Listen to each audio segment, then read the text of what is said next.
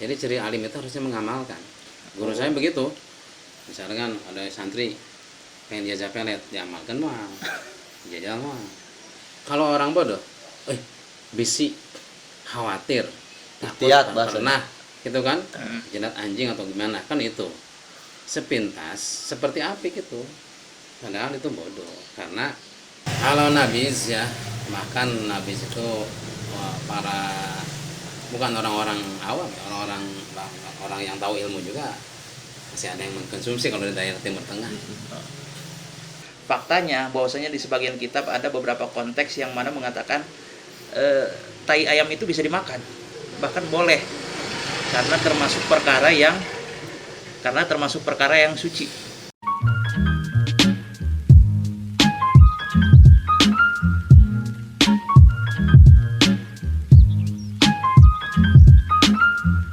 Assalamualaikum warahmatullahi wabarakatuh. Balik lagi channel Sutradara Galau yang mana biasanya kita akan membahas fakta menarik seputar dunia pesantren dan juga dunia kaum sarungan. Kali ini saya nggak sendiri karena di sini ada tamu istimewa. Sebenarnya saya yang tamu sih ya sebenarnya. Ya, tapi ini di rumah Tamu diundang, tamu tadi undang. diundang tadi kan dadakan. Oh, iya. Siap. Jadi kali ini kita membahas tentang sesuatu yang sangat menarik. Faktanya bahwasanya di sebagian kitab ada beberapa konteks yang mana mengatakan tai ayam itu bisa dimakan, bahkan boleh karena termasuk perkara yang suci. Artinya kan kalau perkara yang suci itu bisa dimakan dong. Itu Gus referensinya dari mana tuh? Kayak ayam perkara suci. Ada, bahkan ini di kitab Fathul Mu'innya dijelaskan.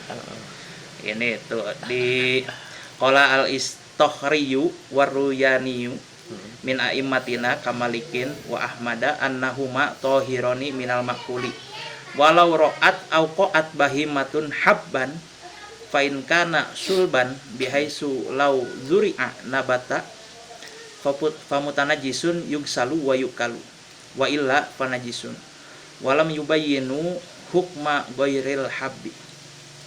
Jadi di sini yang tadi saya baca itu menjelaskan tentang andai kata ada biji ya dimakan sama hewan ternak, kemudian bijiannya itu dimakan sama hewan ternak, terus dikeluarkan lagi, sekiranya biji itu ketika ditanam bisa tumbuh, maka biji itu termasuk perkara yang suci.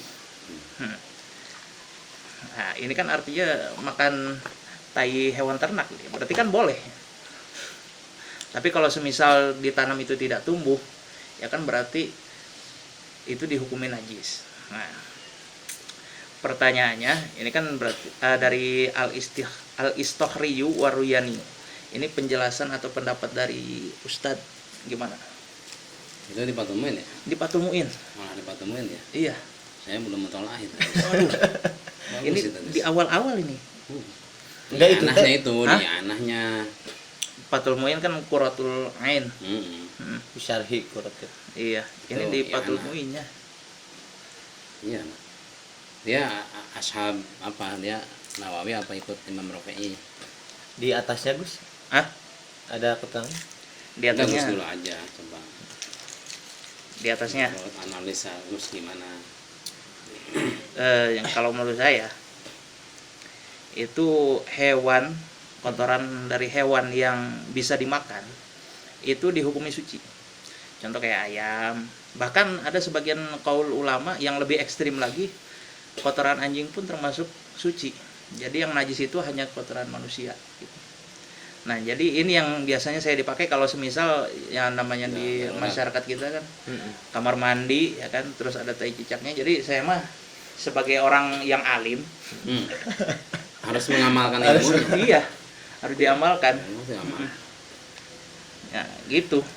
Ini saya pengen tabayun apakah dari pemikiran saya itu benar atau ada kekeliruan. Kalau itu kan berdasarkan mantuk yang ada di kitab ya. Sementara yang berkomentar di kitab sini ya nggak akan semata-mata Sayyidina Al-Malibari mencantumkan tempat-tempat beliau ya. Kalau memang beliau tidak tabahur fil ilm gitu. Jadi ya sudah, bisa dipertimbangkan dan bisa diamalkan. Jadi ciri alim itu harusnya mengamalkan. Guru saya begitu.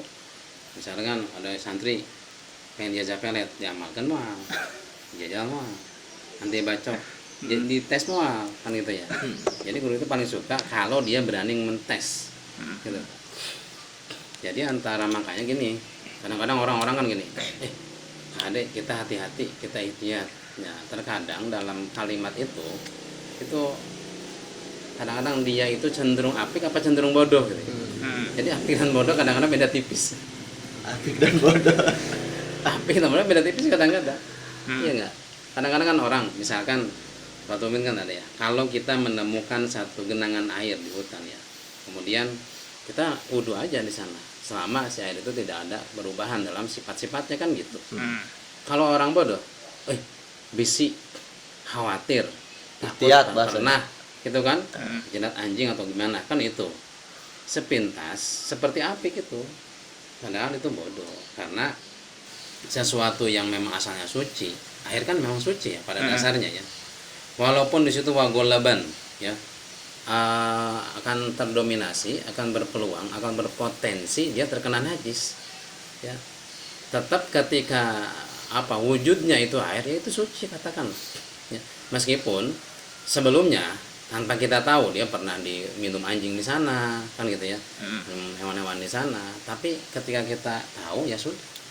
Makanya jadi fikih itu yang disebut najis ataupun suci itu adalah yang terlihat oleh mata kan gitu.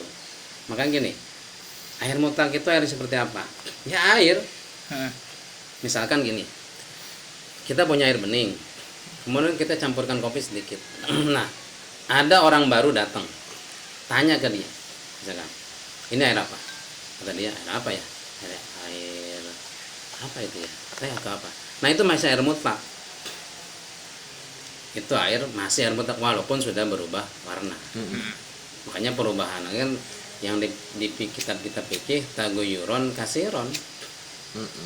Taguyuron kasiron berarti mafhumnya kalau taguyuron qalilan itu tidak masalah. Kecuali kalau orang datang, ini ada apa coba? Air teh ya sudah berarti udah nggak mutlak itu. Gitu. Nah, itu mudah-mudahan masalah air pun seperti itu. Karena memang ya bukan tanpa dasar ya. Umar bin Khattab pernah jalan bersama para sahabat di satu lorong di Madinah. Kemudian memang orang-orang Madinah itu memang sudah terbiasa memelihara burung merpati ya. Ya kalau seperti itu kan pasti mereka di atas genteng ya. Waktu itu hujan yang rintik. Ini sahabat ini bertanya, ada air netes dari genting ya. Iya. Dia. Kemudian sahabatnya nanya, "Oh, ini air apa?" Kata Umar bin Khattab, "Jangan dijawab." Gitu kan. Makanya orang-orang yang hati-hati sebenarnya orang-orang yang nggak tahu, nggak alim sebenarnya. Yang mengatasnamakan hati-hati. Iya. Itu menutupi ininya. Gitu kan. Seperti itu. Banyak namanya kasus tadi. Kalau ini orang buta gimana? Kalau misalkan harus terlihat oleh kasat mata, sedangkan kondisinya itu orang buta. Orang buta kan bisa mencium. Mereka kan ada tokmun, ada apa lagi? Ada launun, rihun. Rihun. Gitu. Ada rihun gitu. Yang bisa tercium sama dia. Itu Gus surahan di situ teh biji maksudnya. Biji. Redaksinya kalau di sini tuh memang terkhususkan pada biji. Walam yubayinu hukma ghairil habbi, tapi selain biji itu nggak dijelasin. Kan biji emang suci Gus biji. Iya, Emang maksudnya biji yang najis itu biji apa? Ini kan kasusnya ada biji dimakan sama hewan ternak, kemudian kan dikeluarin lagi otomatis jadi kotoran. Kalau semisal bijinya itu ditanam bisa tumbuh, itu masih tetap dihukumi suci. Tapi kalau semisal bijinya itu ditanam tapi nggak tumbuh, itu dihukumi najis. Ya berarti kalau nggak jadi berarti udah hancur dia. Jadi sejatinya biji itu yang harus keras. Makanya disebutnya mutan najis kan gitu. Seperti biji kopi luwak lah.